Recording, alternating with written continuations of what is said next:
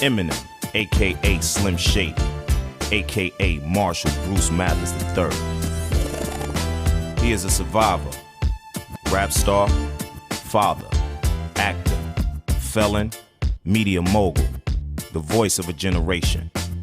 He has emerged as rap's most controversial performer and storyteller, an artist whose provocative imagery and dark rhymes have resonated with America's increasingly disenfranchised youth, and whose multiple personas have enchanted and hypnotized audiences worldwide. Born into a broken home, he has drawn deeply from the well of his own life, which provides the fuel for his vision and artistic will. His lyrics are his life, his legend, his alter ego, and his therapy. To understand his music, we must first understand his life and the world he grew up in.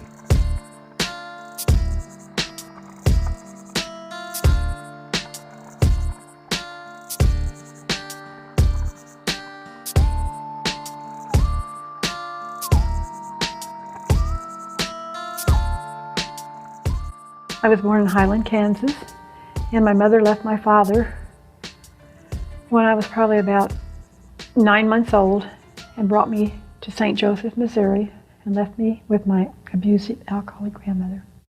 St. Joseph's, Missouri is a quiet working-class town. It is a town Marshall's grandmother Betty grew up in, a town his mother Debbie grew up in. A place tarnished with the effects of alcoholism, abuse, and instability. The challenges in Marshall's family life would be set in motion long before his birth.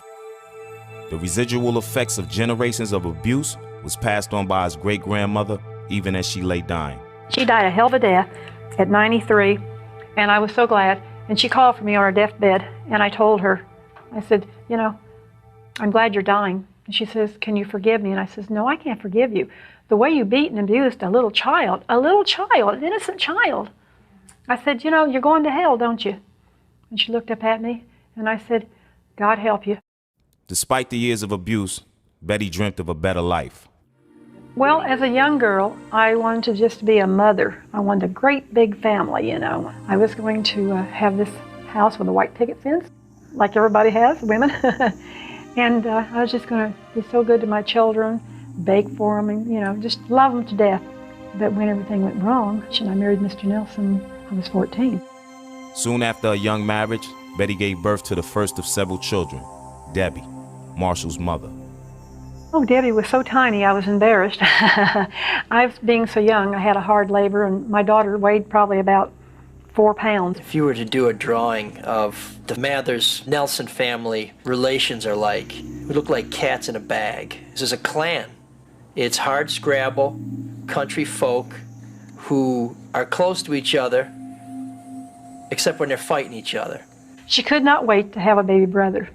Not long after a baby brother arrived, Betty realized Debbie was unwilling to share the attention of her mother.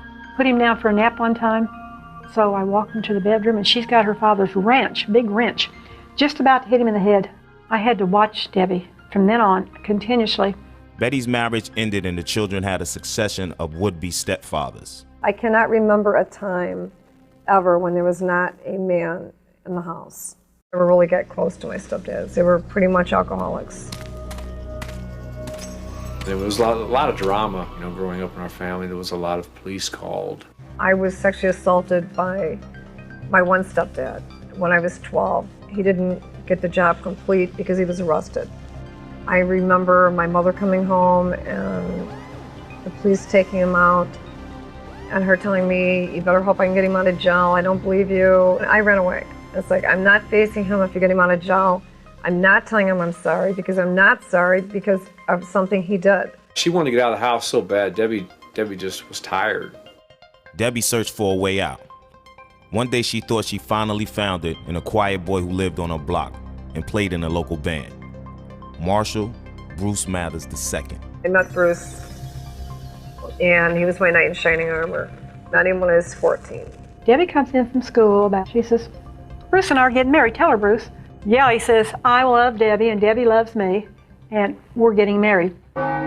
Debbie and Marshall Bruce Mathers II were married in 1970. a marriage Debbie hoped would take her away from the troubles of home.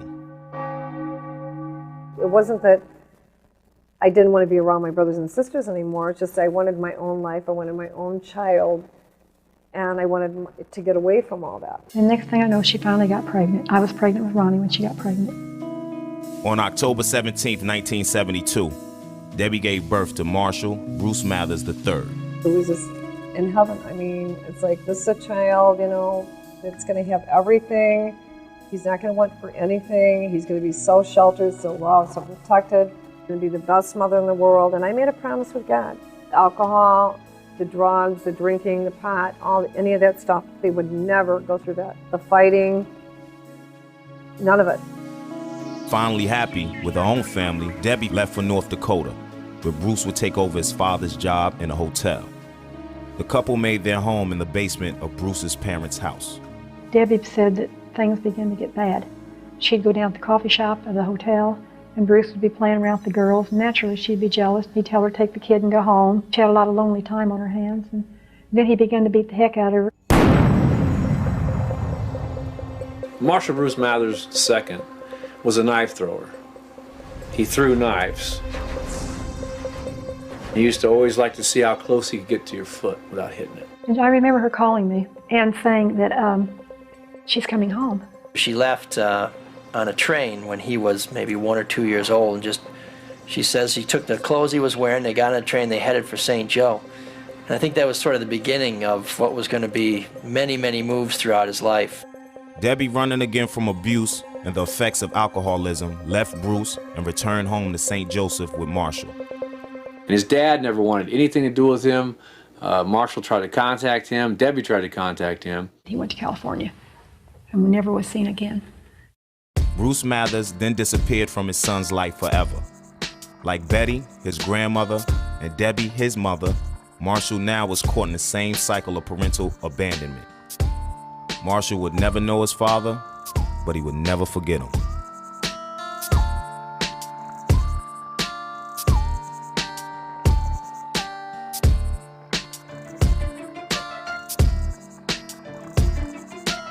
When we first left his dad and moved back to Missouri, I lived in a one-room efficiency apartment. Debbie tried to make ends meet, bouncing from job to job and house to house, always trying to make a better life for her child, not realizing the effect such constant change would have on him. Debbie and Marshall moved back and forth from St. Joseph, Missouri to the Detroit area as many as 20 times in his childhood. We did move around a lot, but it was always to better ourselves because I could not stay with my birth mother at all. I mean, we were there a couple of days and that was like an eternity. And every time it would be like I'd rent a house, they'd sell it right out from under me.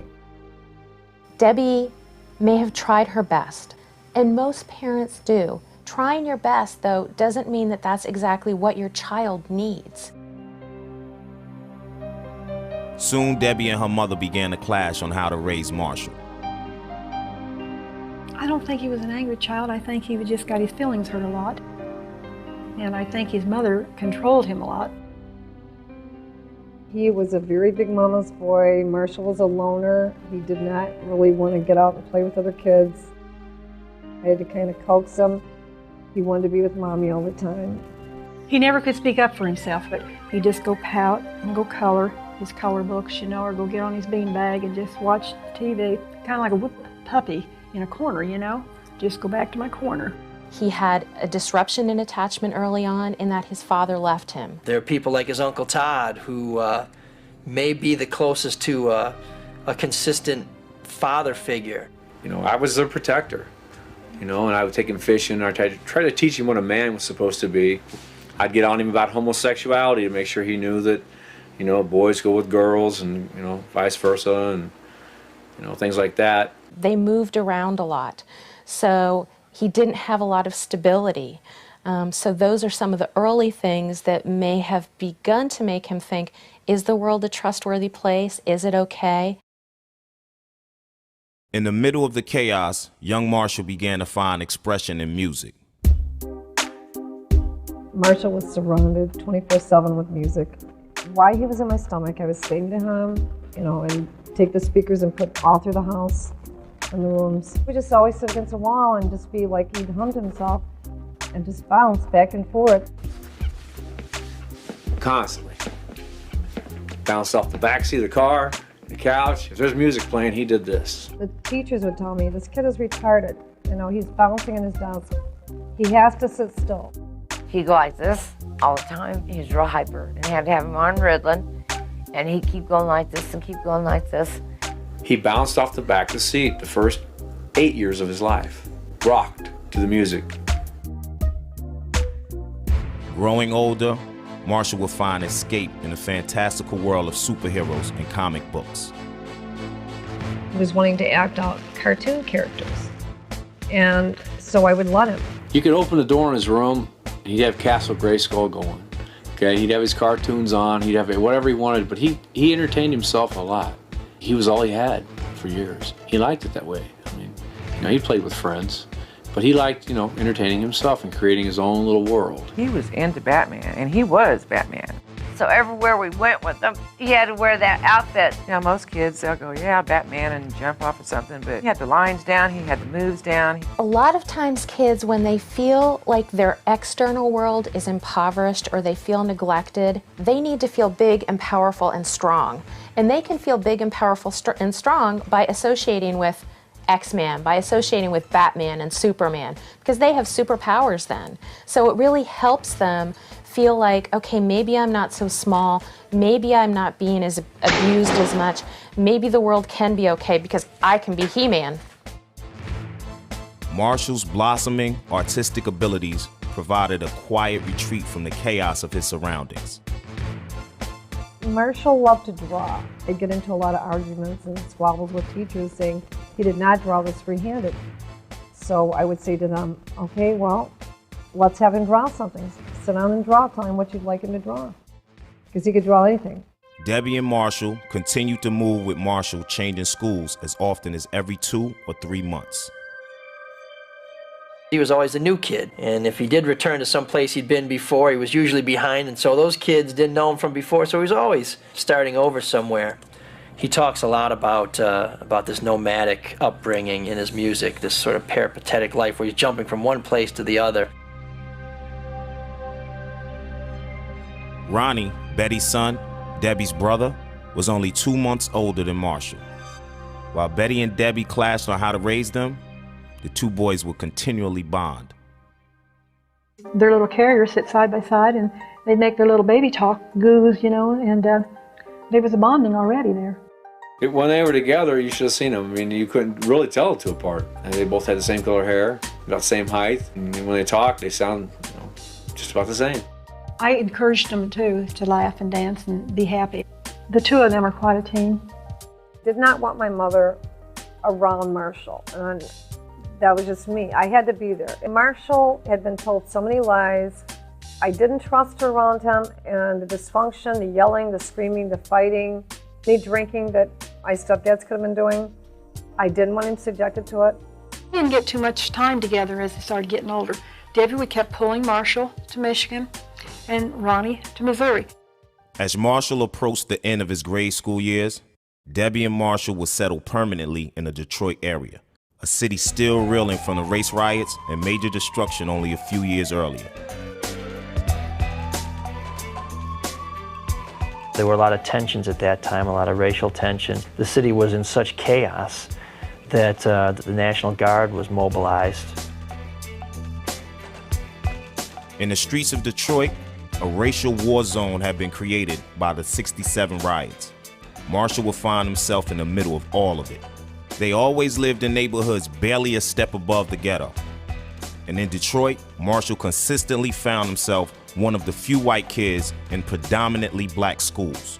The neighborhood that Eminem grew up in is particularly interesting because there are still houses there and people still live in them, but they're just across the street from the suburbs. What you end up with there is a neighborhood where people have sort of filled in the gaps. It's almost like hermit crabs. You know, they found a shell that suited them and they could afford. They moved in there and they finally became homeowners. And just across the street, not too far away from there, the people who moved out who feel like they didn't move out. They didn't make a choice to move out. They were driven out. And so there's a lot of bitterness and there's a lot of tension, that 8 Mile divide. As a 9-year-old at Dort Elementary in Roseville, Michigan, Marshall was bullied for months by an older student named D'Angelo Bailey. These beatings came to a head in January 1982, when Bailey cornered Marshall in a restroom and floored him with a snowball packed with a heavy object. No one reported him missing from class, and he was found unconscious and bleeding hours later. It was a nightmare. When my son did not come out of the school, and the school denied it, they do that. And they denied anything about my baby laying in a pool of blood in the bathroom, and I found him laying there and running out to my van with him, with, the teachers and principals. Well, we had a skeletal crew. We didn't notice him missing. No one knew how long he'd been there. My main concern was to get him, medical treatment, and because he was, when I found my son, he was in the floor and he was having a seizure. The attack left Marshall in a coma for 10 days. I went in and begged God to spare my son. I was an only child, and told him if there was anything ever I did wrong in my life, to take me, not my child. They told me they gave up on my son, 4 doctors, in 4 days, 21 doctors. Once awake from the coma, Marshall's recovery would be long. Having to relearn all his basic motor functions, he also suffered from headaches, loss of vision and hearing, nightmares, and nausea. My medical bills were in excess of over $150,000. I had to quit my job to take care of him. And it was overwhelming. Anytime you have any kind of head injury, it can be life-changing. So when you have an injury to the brain, the effects can be really long-lasting. I had a patient many years ago who had a head injury, was meek and mild before, turned very angry and aggressive afterwards. It took a year for Marshall to bounce back. I had to work with him every day, teaching him how to tie his shoes. He had become almost like an infant. With the medications I had him on, the Depakine and Dilatin, low pressure, when I give him the medication, I seen a zombie, and I did not want him zombied out. I didn't believe in it, so the medication was going to go.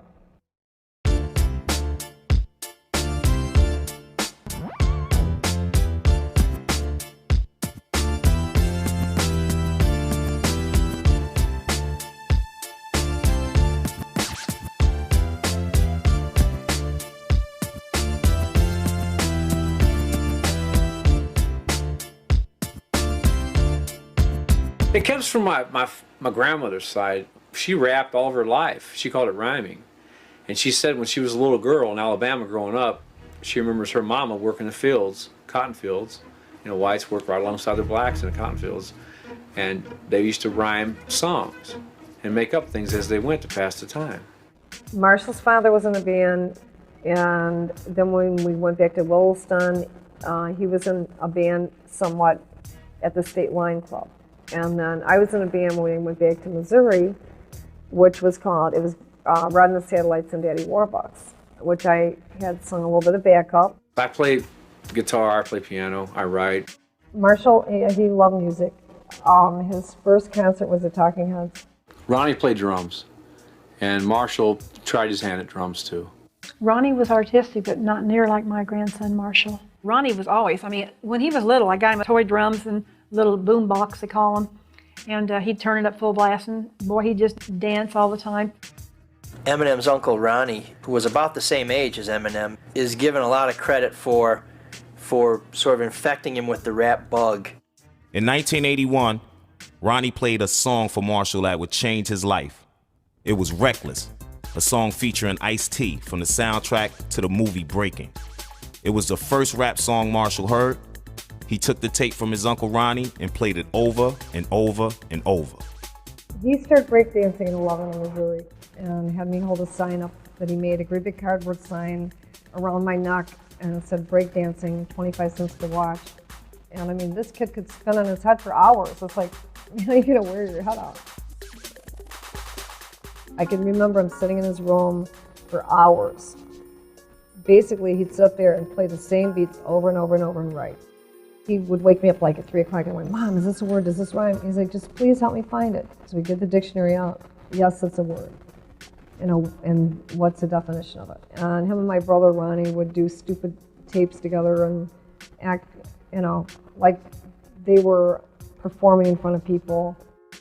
So when he got into music, it was like his natural sense of rhythm came right into his play with his stuff. The two of them, I can just see them. Here would become Ronnie with the speaker from this side and Marshall from this side meeting in the front. They were going to be big singers and rappers, the two of them. They were going to go far away, and they were going to be in movie pictures with the rapping and singing. I mean, I just see them, and sometimes I see them and, it's wonderful, and other times I break down and cry. Marshall's Ice-T influence would need to stay strong to pull him through some serious life changes.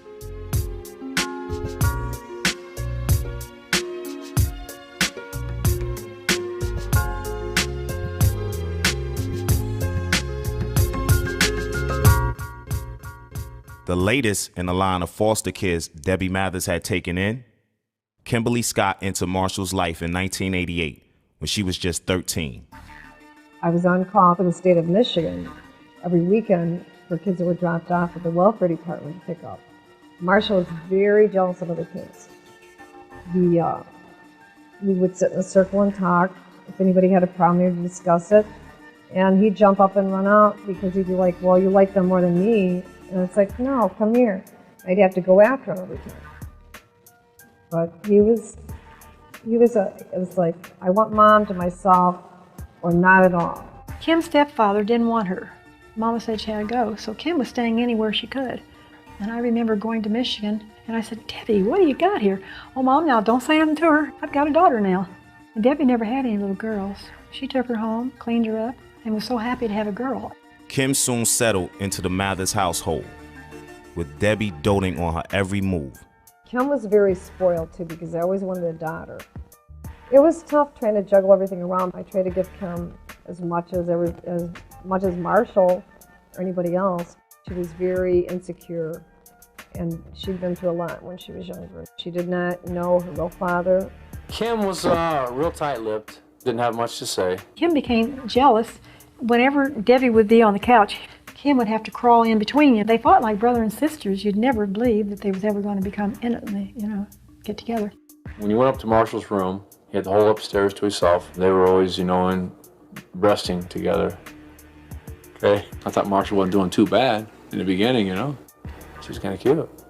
Debbie said one day she came home and they were playing around, so she ordered Kim out. And Marshall said, I'm going too. So they left. They walked down on Debbie, and Debbie couldn't stand that. And then they're like, we're boyfriend and girlfriend now, and Kim told me, haha, at the time we were, and you just didn't even know it. But I don't believe that. She helped him in the beginning establish his manhood and know who he was. And Debbie was jealous of the relationship. She tried to break him up a lot of times, and it worked. They would fight. Then the minute they got in a fight, Debbie would add fuel to that flame.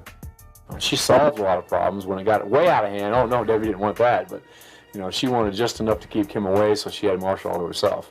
He got kicked out of his mom's. He came and started sleeping at our house, couch surfing. When he first moved in, his mom had this big green boat. He could hear it like coming halfway down the street, and he'd be like, "Rack, rack, rack. If my mom comes up to the door, I don't live here. Why don't you want to talk to your mom? And he's like, oh, she's screwed up, blah, blah. She'd come driving by real slow. He'd be up in the visor, peeking out, looking out, like what is she doing? And she'd come up to the door, does Marshall live here? And we were like, no, who, Marshall?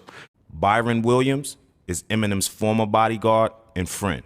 Kim is his mother reincarnated. That's his mother all over again, man. The mental abuse he took from her, all the hitting, she would hit him. I watch her take her high heels off and beat the kid in the head with her shoes. And he didn't want to hit her back, so he'd punch his car or punch me. She has the potential to be a nice person, man. I just haven't seen that side of her yet, but she shoved me twice. Every day, if they didn't fight, it wasn't normal, It was like they constantly were at each other's backs. A lot of times she was very moody. Wouldn't let him do a lot of things and stuff. And like I said, whenever he'd have something big going on, she'd screw it up. They were probably like, I don't know, Dr. Jekyll meets Mr. Hyde relationship, you know. It could churn quick and it could ride out. She's also sort of like home for him. She knew him when nobody else did. When he was suffering, when he was trying to climb, when he was just not sure that it was worth it. I'm in my room getting ready to go to bed, and Kim comes over. I hear them out in the kitchen, and they're yelling at each other, and all of a sudden I hear chairs moving on the floor, and it sounds like they're going at it. And I'm like thinking to myself, oh my God, what's going on, you know? So I jump out of my room, and she's just beating on him. He's not swinging, you know, I'm just like in total shock. Oh my God, you know, she's beating him up. Living a life with repeated violence and abuse, Marshall will continue to be tested.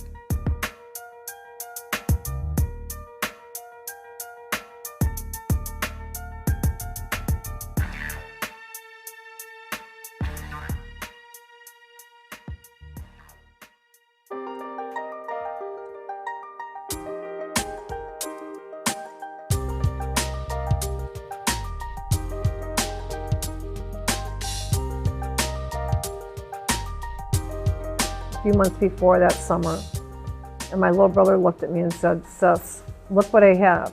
And I'm thinking, well, this is nice, because he opens the closet and shows me all these clothes. And he turns to me and says, "This is material. You know what I'm missing?" And I said, "What, honey?" He said, "Love. I have no love. There's no love here." Bud, this is Ron Polkinghorn. Well, life's hard, bud. On December 14th, 1991, Ronnie Polkinghorn killed himself with a gunshot to the head. Ronnie was despondent over a breakup with a girlfriend. Distraught over Ronnie's death, Marshall did not attend his funeral. Betty videotaped her son's funeral and mailed a copy to Marshall. The bitter feud between Betty and her daughter still confuses what the possible intention of the tape may have been. He's really been bitter about that. It just starts the organ music, and it's the, you know, obituary, you know, and they say, and it just shows him in the casket there, because it was open casket, and all the flowers and all. I thought, you've never been to his funeral. You need to deal with it. You know, this is reality. But he said I tried to kill him. When he got the tape and the pictures, he collapsed. He said, I was not trying to hurt him. When I was told that she sent him a video, I really don't think that he really thought too much of it, because he considers a source. My daughter lied to him, and she said Ronnie would be alive today, but you weren't home to take a phone call. That Ronnie called and asked to speak to Marshall, and she said Marshall wasn't home. Marshall needs to know Ronnie did not call him.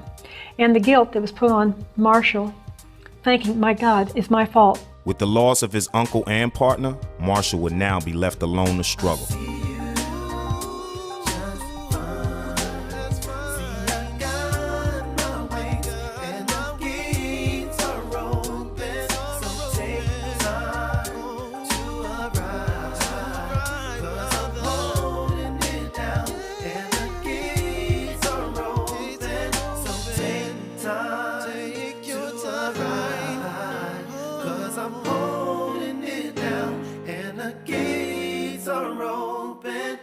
A bad performance in school would make his chances for success even tougher. He flunked the 9th grade 3 times.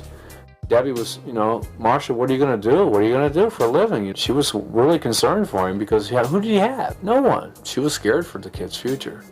Undeterred by his mother's concerns, Marshall would begin focusing intently on his and Ronnie's dream and develop his skills as a rap artist.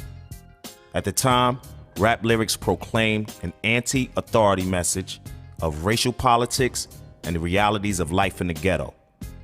Early rap artists such as Public Enemy, Ice-T, and NWA were beginning to influence and inspire Marshall and his crew. Eminem had decided that he wanted to be a rapper, but as a white rapper, I mean, he really had no role model. There was really nobody else out there. Marshall began making tapes in the basement of his mother's house, with Deshaun Halton, a Lincoln High School classmate who called himself Proof. And he did not meet Proof till he was around probably 17 or 18. Proof was very, very respectful, very polite. Miss Mathers, do you need me to do anything for you? Or he would say please and thank you, where the other kids were just like, get me this or do that, or no, I'm not taking out the garbage. They were using the basement all the time to practice and scratch records, but I found out they were my albums that they used to scratch. Marshall and Proof would come out of the basement with a tape they persistently shopped to local record stores, including Record Time, run by Harry Bunner. Eminem and his crew that he hung out with, they were the basement production crew. All his cats that he used to hang out with. And they'd come in and they'd buy all the new hip hop that come out. It didn't matter who it was. If it was something new and cool, especially out of New York, they bought it. So all this stuff's coming in and they're buying all this stuff and everything, but anytime anybody locally come out, they hated them. Especially Marshall. Marshall's like, these guys suck. These guys don't have no talent. ICP, who are they? They suck. And then he started getting down on Kid Rock and stuff, and I happened to have a shirt on that day, and he's like, you like Kid Rock and everything? I'm like, yeah, I like Kid Rock. I support local hip hop. And he's like, well, he sucks. I go, you're telling me all these bands that suck, but I haven't heard a damn thing come out of your mouth yet. He didn't really make a name for himself until there was a Kid Rock in-store that we had. He had just released his album on Jive Records, and he just started getting a buzz. So there's all these kids are coming in for Kid Rock stuff. And all of a sudden, here comes this little, skinny little kid with blue eyes. I'll challenge you to a rap right now. Yo, you want to battle? Yo, yo, yo. Kind of in Kid Rock's face. Everybody's like, well, who is this asshole? And, oh, it's just that Marshall, there's an Eminem guy that he calls himself. He's just over there rapping. He thinks he's going somewhere and all. You know, every other word is after this, after that. You know, everybody was looking around like, who is this kid? You know, he's coming in the store and bugging Kid Rock. You know, you want to battle? Is like, Kid Rock don't battle, you know. Kid Rock's like, you know, got his own thing going on. He was really cool about it, and he said, listen, he goes, today is my day, your day may come. He goes, but this is my in-store right now. I've heard some of your stuff, and you go way too fast. You need to enunciate. When you enunciate, people understand you, then maybe you can have an in-store like me. So then he became Eminem, and that was really when he began to market himself. With him, you know, he learned the art of business, he learned the art of networking, as well as working on his craft and getting better and better. And in doing that, he was able to meet people and get people to listen to him that maybe were outside of his normal circle of Detroit, which helped him get discovered. Eminem began to hone his craft in earnest, attending open mics and freestyle showcases around Detroit.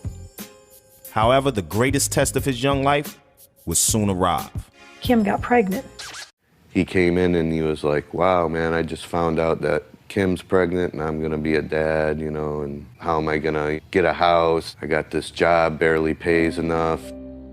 Haley Jade Scott was born Christmas Day, December 25th, 1995. I know after Haley was born and everything just seemed like it went heck and high water, the baby was used as a weapon, you know, against Marshall. But instead of following the actions of his father and grandfather, Haley's birth brought a new sense of focus and determination to Eminem.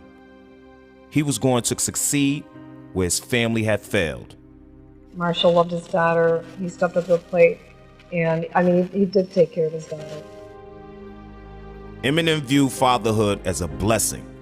He threw himself into providing for his family while polishing his rap skills.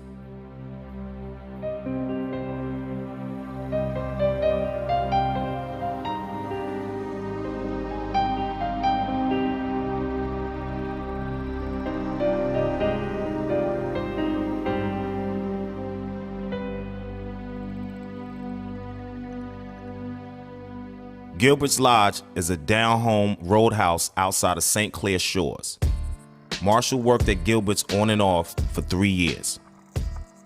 Gilbert's Lodge was probably Eminem's mainstay for a while. I mean, that was his steady gig. When the tapes weren't selling, when people weren't coming to his gigs, He could always count on going back to Gilbert's Lodge and flipping burgers, and from what I'm told, he was a pretty good short order cook.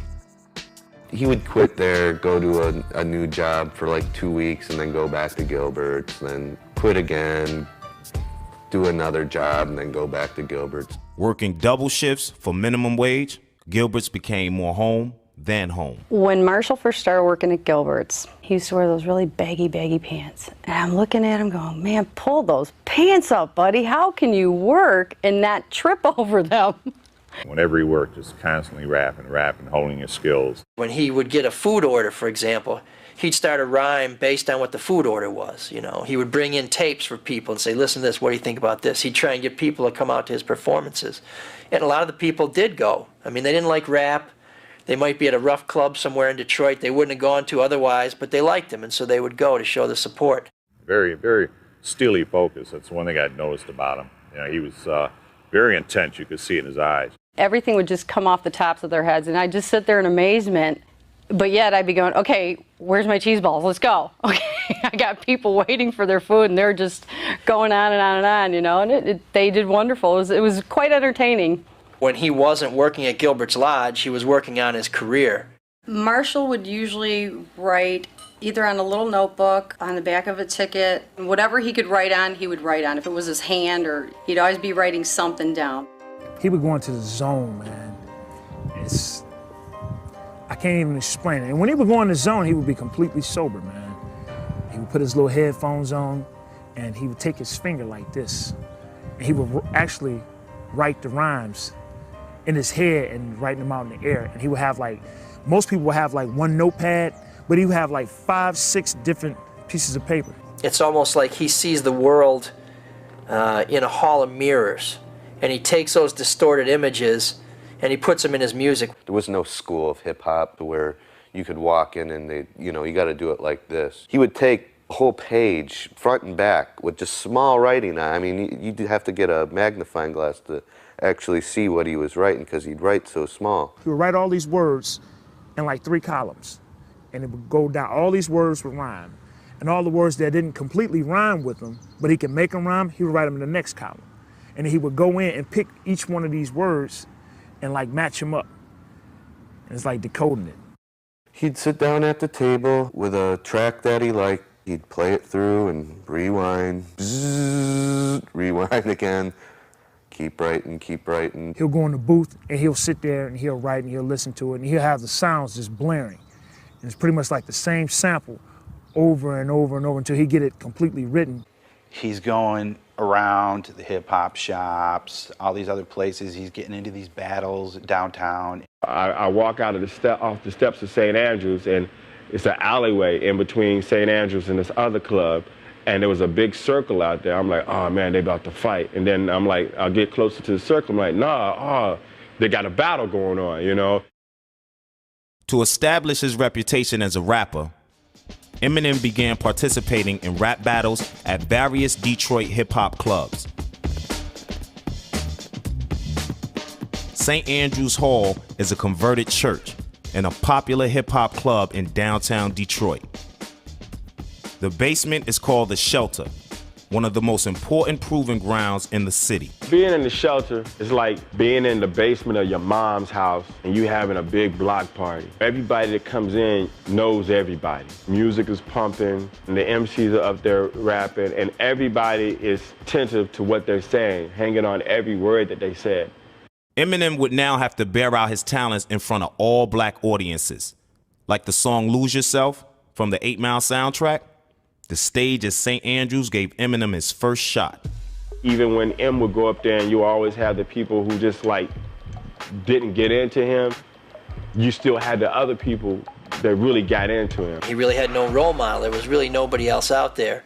And in Detroit at the time, there was a place called the Hip Hop Shop. Saturdays at the Hip Hop Shop, I think they started around 12 noon, and Proof would usually host, and DJ Head would usually spin the records.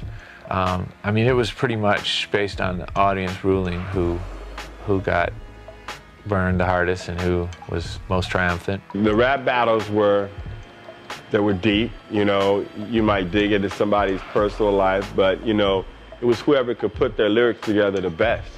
You know, and week after week, you could tell when somebody went home and they were practicing and they lived and breathed it. That's the thing about, you know, going to the rap battles. The guys that were rapping were just some guys who decided yesterday that they want to rap and they decided they were going to write some stuff. No, these guys lived and breathed hip-hop. But Eminem's early battles were hard fought and never easily won. He'd just come out, start rhyming, and was done and leave the stage. And people were like, yeah, he's really good. He was putting like 110% in of everything. With any rap battle, anywhere he could be noticed. He was dedicated. He was trying to make it. He was trying to explain to Kim, look, you know, this could be our big break. Let me do it. She was always had a word in about him doing that. Why are you doing this? You need to go out and buy your your daughter diapers. Teaming up with Proof and local Detroit producers, Jeff and Mark Baz, Eminem made his first record and 2-song EP called Backstabber. Backstabber, which was inspired by this fight that he had with Kim, his girlfriend at the time. I think that was the first time he really let rip with his emotions on recording. He took his tax money and pressed it up. He pressed like 500 to 1,000 copies. Song did okay. I mean, it didn't do massive amounts of numbers. I think he sold like 200 of them. Mark Kempf was Eminem's first manager. Mark founded Underground Sounds magazine, a national hip-hop publication based in Detroit. Unlike other hip-hop magazines at the time, Underground Sound paid attention to up-and-coming artists, especially if they were from the same hometown of Detroit. My original meeting with Eminem was a phone conversation. He called, asked me how does he submit his tape. He likes the magazine. He's interested in getting some type of coverage in the magazine. He sent in a tape. I liked it. I reviewed it. You could hear that there was some talent here. You could just hear it, that something's got to happen here. It's just too good not to happen. Nothing happened. He said a lot of people took him as a joke, and he went through a lot of reverse racism. And Proof kind of gave him pretty much the ghetto pass. When he first put the tapes out, you know, people were like, not really feeling it. You didn't even finish school, now you want to rap, you're going to be a white rapper, it's not going to work. You know, everybody from his school, from, you know, guys in the neighborhood, the nightclubs, people laughed at him. When he was in the suburbs, the white kids didn't want to listen to this kid singing black music. And when he was in the city, the black kids didn't want to hear this white kid playing black music and trying to perform black music. Somebody at the end of the show, he was passing something out, and the guy took it, said, this is a joke, throws it out, and there's just like some altercation. All I saw was this massive amount of people into this little swarm, and he's in the middle of it. It settled everything, tempers, settled down and stuff. And that's when I knew that there was something else behind this guy, that he was very serious about what he wanted to do, and he took offense with what people said to him. Here he did all this work and put all this stuff out, and people were throwing the trash and weren't even giving it a listen. Even through a stormy relationship with Kim, the continual struggles of raising a daughter, and the grind of working a minimum wage job, Eminem relentlessly pursued his music career. Working once again with Jeff and Marky Baz, the producers who had been mentoring him since he was 15, Eminem was able to complete and release his second recording, Infinite. Infinite comes out. I thought it was a really good album all the way through. It was out on cassette, it was out on vinyl. I remember hearing it, listening to it, thinking, God, this guy's really good. I walked into this club to see some groups. I wanted to see Proof's group, 5 Ella. Wasn't expecting Eminem. Proof was like, you heard the new Eminem stuff? I was like, no, but this a dude over there just brought me his new album. I was like, I want to meet Eminem. Where's Eminem at? He was like, that dude. I was like, wait a minute. The white dude that just brought this up to me, that's Eminem? I was floored because I got that tape and a couple others, and that was all I listened to. Wondered why he was still rapping in tiny clubs to 10 people. For local artists, getting on the air of hip-hop radio station WJLB is a gateway to success in Detroit and beyond. DJ Bushman has followed the scene for years, hearing all the potential hopefuls. He was cool with Bushman, but Bushman didn't have the say of what went on the air. Again, there, you had to be black to be on the air, and if you weren't, then you didn't get it. You got tossed aside. Today's hit music, 93.1. Eminem made another important radio connection.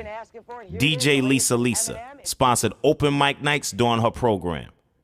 Eminem called persistently to audition. Lisa was impressed with his drive and lyrical expertise, so she invited him on. He became a station favorite and one of her regulars. One of the first couple of raps he did, I think it was that he was locked in a psycho ward or something, but it was almost like a joke. It was like a comedy, but then you listened to it and it had such a dark undertone. When he jumped on the mic, he turned all of that anger that he felt in the room, teasing him, into a strength, and he ended up winning.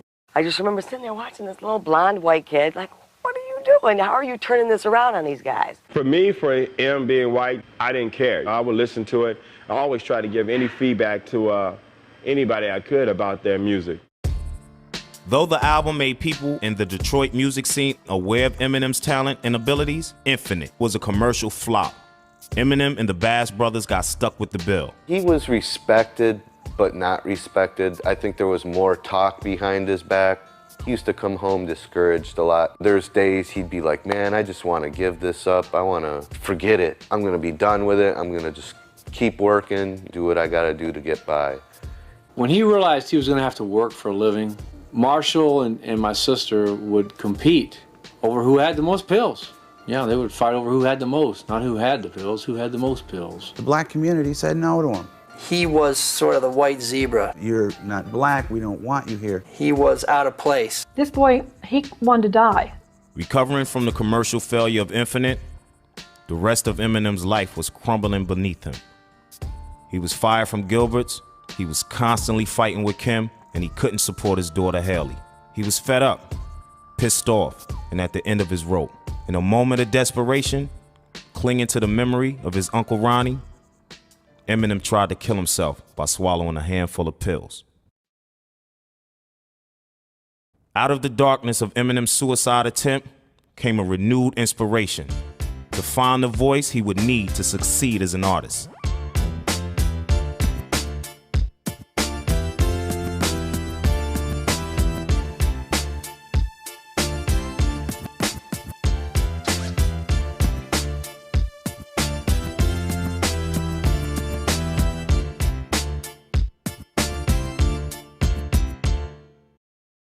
There's a story that I've been told where he was talking to Buddha Full of Rhymes, who's another Detroit rapper, and he was telling him, you know, I'm just not getting anywhere with this.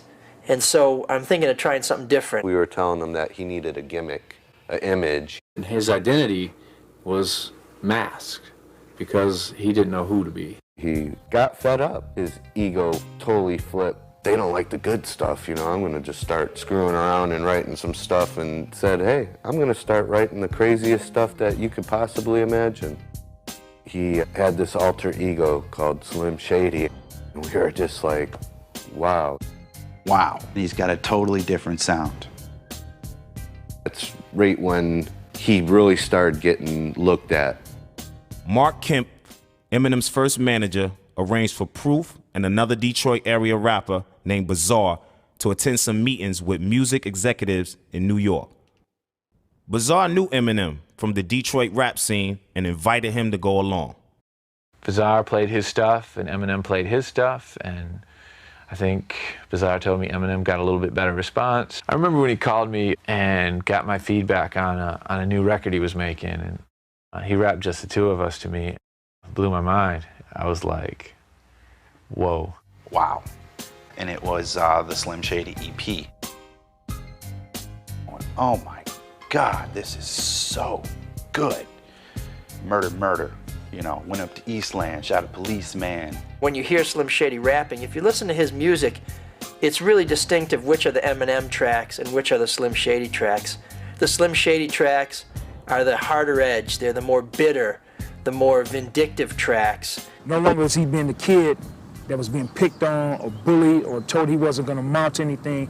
That was his dark and evil side that basically was coming out. And start saying all these things about different people. Gay bashing, the homophobic stuff, lesbians, potheads, doing drugs, anything associated with violence. The Slim Shady EP was released in 1997. When this came out, this was no joke. I mean, with people putting aside Infinite and stuff because he sounded like somebody else, when he did this EP, Slim Shady was born. And it got a positive response. And it allowed him to take out a lot of his frustrations. And we were getting successes. We were selling tapes out of different stores, and we were getting shows. And we kept selling them, getting them and stuff. We knew we had something here. Steady sales of the Slim Shady EP proved that Eminem was ready for the next level.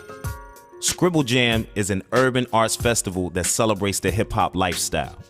The annual summer event is a convergence of aspiring MCs, graffiti artists, DJs, and B-boys.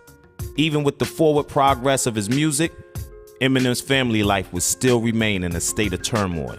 I really had to talk Eminem into it. I mean, he was like, I'm broke. I was like, don't worry about it, I'll cover you. You should just make some time and go down there. He had a show the night before, so it was probably 3 or 4 a.m. before we even got on the road to Cincinnati. Slim Shady competed at Scribble Jam in 1997. It was an opportunity for his new persona to showcase his freestyle and battle rap abilities he had been crafting on the streets for a broader audience outside of Detroit. I'm gonna start throwing on my porno mags inside the trash. From now on, I'm jacking off the pictures of your bitch ass. This is a mismatch. You probably sipping K. You better beg him to start over and pick a different name. Beg me to pick up a lead. There were 80 people that entered the MC battle. One of them was Eminem. Come to Detroit with a 30. You try to fuck with my style, I'm gonna leave you breaker all up like my fucking shirty. I don't give a fuck about you and your crew, bitch. You ain't got no juice to pop through you off the roof like picture. Switch up your motherfucking style. Please go back to the crack vibe. You try to act loud, but I'm Slim Shady. Remember you up like an M8. Out of 80 MCs, he battled his way to number 2. He lost to a guy named Juice. Stepping on the line like he was dominating dogs. When I get down, every juice is straight pimpin'. The freestyle shit, you want it, and I'm a winning. I beat this nigga one day, I fuck you on the next day. I see your white shirt and I see things like an x-ray. Now that brother, you need a little practice. Who the fuck died and left you had a rap practice? I remember him coming back and telling me that he finished in 2nd place in Cincinnati, where they kind of had it fixed because the guy from the store won. You know, there was a feud and everybody's like, oh, that white boy won, the white boy won. And he lost to this guy and he should have won. He was frustrated, but he was excited because he knew he should have won. But then again, finishing in 2nd place, he just says, well, I'm just going to do it one step more. And no matter where he did or where he worked or whatever, he always told everybody he was going to be a star. You just watch. While a 2nd place finish at Scribble Jam widened Eminem and Slim Shady's reputation beyond the streets of Detroit, there was no immediate financial benefit. Eminem returned to an empty home. Kim and Haley, following the family cycle, left him to live with relatives in Warren, Michigan, a suburb of Detroit.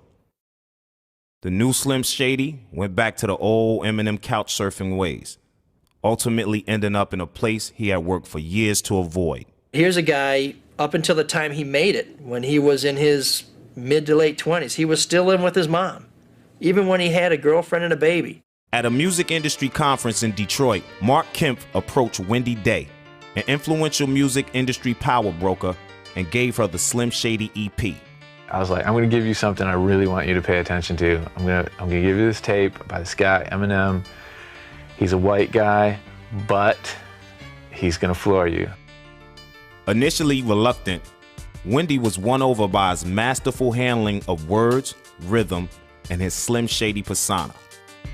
She was putting together an event with a magazine called Rap Sheet in LA. She was organizing an event within the event called Rap Olympics. And the teams would battle in things such as storytelling would be one battle, or picking stuff out of a hat. She was like, I'm putting together this team. I want Eminem on the team. I got Thurston Howell III, I got Juice. She wanted M to finish it off. I told Eminem he should do it, he should definitely do it. She flew him out, I got a ticket, I flew out. At the Rap Olympics, Eminem again finished 2nd to the same rapper, Juice. Yet the trip to LA yielded much more important results. When Eminem went out to LA, he was basically someone who had beaten the local talent, who had gotten a little bit of a regional reputation. But the Rap Olympics was a chance for him to showcase in a major forum. An LA-based radio station had Eminem on the air. It really lit up the airwaves. Eminem dropped some verses that had people's wigs blown back for real. I met a guy from Interscope. I gave him a tape. Everything Eminem had worked for, the embodiment of his struggles, determination, perseverance, and tears were in that tape, the Slim Shady EP, and it was finally in the right hands. While Eminem's tape was circulating through Interscope, he made a second appearance on the same LA radio show. And not only did he do well, but he caught the ear of Dr. Dre. And Dr. Dre, basically, by the time he went to Detroit, was ready to take him to the world. Dr. Dre is one of the most influential producers in rap music. In 1992, he founded Death Row Records with Suge Knight. He also engineered the careers of Snoop Dogg and Tupac, among others. Shortly after listening to the Slim Shady EP, Dr. Dre signed Eminem to a recording deal with his label Aftermath Records. After months of recording, the Slim Shady LP was released by Aftermath and Interscope Records. The result was instantaneous. When the first single hit from his first album, Hi, My Name Is, became a buzz clip song, we had an in-store, and there was 1,000 people here. He was just signing. Finally, they come out there and they told him, they said, look, that's all you can sign. You're done. You've been here for 3-4 hours signing stuff. That's when you found out that this wasn't the guy that comes in and talks to you all the time. This is the time you found out this guy's going off and we may never see this guy again. When Eminem first started to make it, was you could still see on some of the telephone poles in town or on some of the walls near some of the music venues, you could still see scraps of an Eminem poster. Most of those posters were put up there by Eminem himself. Eminem's fame came like a flash flood. It caught a lot of people by surprise, even Eminem himself. The Slim Shady LP debuted at number 3 on the Billboard charts and would go on to sell 1 million copies by the end of that year.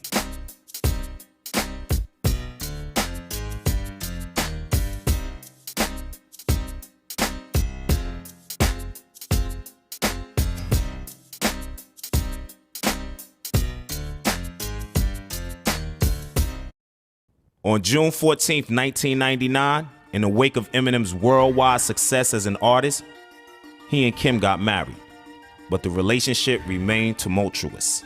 I think with Kim, he always knows where she's coming from. He doesn't always like it, but I think that's someone where he feels like she's with me for who I am.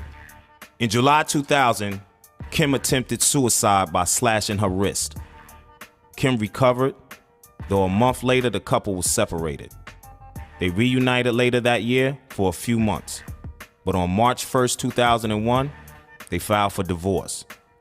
Weeks later, Kim filed a $10 million defamation lawsuit against her husband.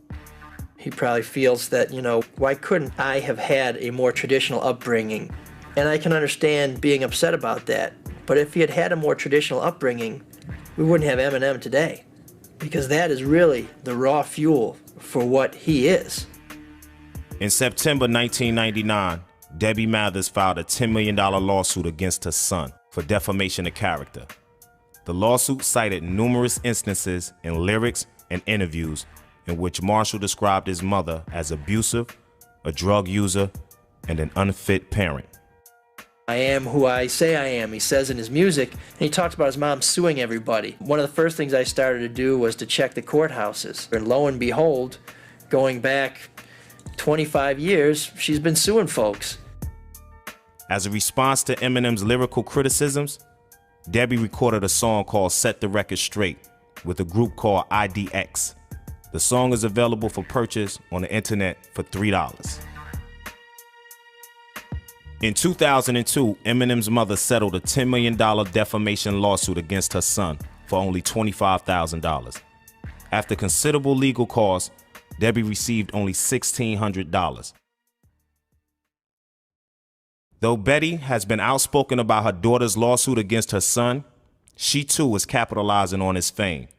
She is writing a tell-all book about her daughter's relationship with the rap star. In 2003, Kim was arrested and charged with possession of over 25 grams of cocaine. Ordered to wear an electronic device, she skipped town only to be recaptured and jailed for testing positive for cocaine use. Marshall fought for joint custody of his daughter Haley and won. He continues to play a major part in her life. People are on the ins and on the outs at times with him. You know, depending on who's feeling cranky that day, he's talking a part of the family, and he's not talking to other parts, and they seem to take turns. It's almost like a revolving door, but there always still seems to be a fairly strong connection to the family. Eminem has been the target of other lawsuits from more unlikely sources. D'Angelo Bailey, the bully who beat Marshall into a coma and later became the inspiration for the song Brain Damage, filed a $1 million defamation lawsuit against Eminem in 2001. Bailey, a Roseville trash collector, claims that Eminem did permanent damage to his musical career and caused him anger and embarrassment. The suit was dismissed by Judge Deborah Savito. Her written opinion was issued in the form of a 36-line rap song. Mr. Bailey complains that his rep is trash, so he's seeking compensation in the form of cash. Bailey think he's entitled to some monetary gain, cause Eminem used his name in vain. Eminem says Bailey used to throw him around, beat him up in the John, shove his face in the ground. Eminem contends that his rap is protected by the rights guaranteed by the First Amendment. Eminem maintains that his story is true, and that Bailey used to beat him black and blue. An alternative, he states that the story is phony, and a reasonable person would think it's baloney. The courts must always balance the rights of a defendant in one place in a false light. If the plaintiff presents no question of fact, to dismiss is the only acceptable act. If the language uses anything but pleasing, it must be highly objectionable to a person of reason. Even if objectionable and cause an offense, self is the first line of defense. Yet when Bailey actually spoke to the press, what do you think he didn't address? Those false light charges that so disturb, prompted from Bailey, not a single word. So highly objectionable it could not be. Bailey was happy to hear his name on a CD. Bailey also admitted he was a bully in youth, which makes what Marshall said substantially the truth. This doctrine is a defense well known and renders Bailey case substantially blown. The lyrics are stories that no one could take as fact. They're an exaggeration of a childish act. Any reasonable person can see that the lyric could only be hyperbole. It is therefore this court's ultimate position is that Eminem is entitled to summary disposition. One of the things about the people who knew Eminem when he was just Marshall Mathers is that there's a genuine affection for him. You know, neighbors, chefs, waitresses at Gilbert's Lodge or the other places he hung out, people at record stores, people who used to make rhymes and record their own rap and their own music and beats. There isn't this feeling that, why him? You know, I'm as good as he is. People seem to genuinely understand and recognize that this was a talent far beyond anything they had. When you look at Marshall Mathers, there's the little kid who's still there. There's the Slim Shady who got him to where he is today. But then there's Eminem who says, you know what, Slim Shady isn't real. You know, let's enjoy what he does.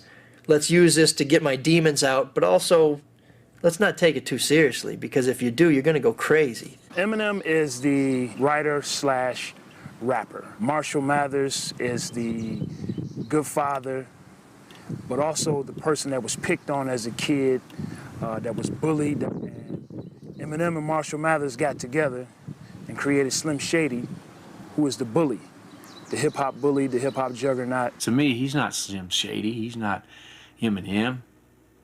He's that little kid I know from the hood. Marshall is a really good person. He's a good father. But I think the Slim Shady guy is like the evil person that, you know, that wants to go out and like try all these different things and say, I've been there and done that, and where the other one is trying to be super daddy and be sweet and you know, do all these things with the kids, and it's like almost sometimes you feel like you're dealing with a Jekyll and Hyde. He's a very complicated boy. Eminem has stayed true to the city and friends that nurtured him, forming D12 with Proof, Bizarre, DJ Craze, Mannix, and others from his early days. One thing I like about M, you know, whenever you talk about hip hop or you talk about film, you only hear New York and you hear LA. And M still lives here. He keeps things here. He shoots videos here. And he had the 8 Mile DVD release party here, which was great. Eminem did 2 concerts in North America this year, and both of them were in Detroit. If you want to come see me, you got to come to Detroit. Might be the only reason in your whole life you've ever said, I got to come to Detroit. But if you want to see Eminem, you got to come to my hometown. 2 shows, sold out. The mayor of Detroit welcomes him back as a conquering hero, even appears in a video that they showed during the performance. But when you come home and the people are welcoming you with open arms and hailing you, then that's it. You know, that's the gold standard. Detroit was here waiting for him. And I think anytime he comes back, he just has to say when and people are going to come running. The Slim Shady LP sold over 3 million copies. The follow-up, the Marshall Mathers LP released in May 2000, became the fastest selling rap album in history. It was also the first rap album ever nominated for the Album of the Year Grammy. In November 2002, Eminem starred in the box office smash 8 Mile. The title track Lose Yourself won the Academy Award for Best Original Song. Eminem, aka Slim Shady, aka Marshall Bruce Mathers III, has no skeletons in his closet. Instead, he has turned his tormented past into the world's most lucrative public therapy session.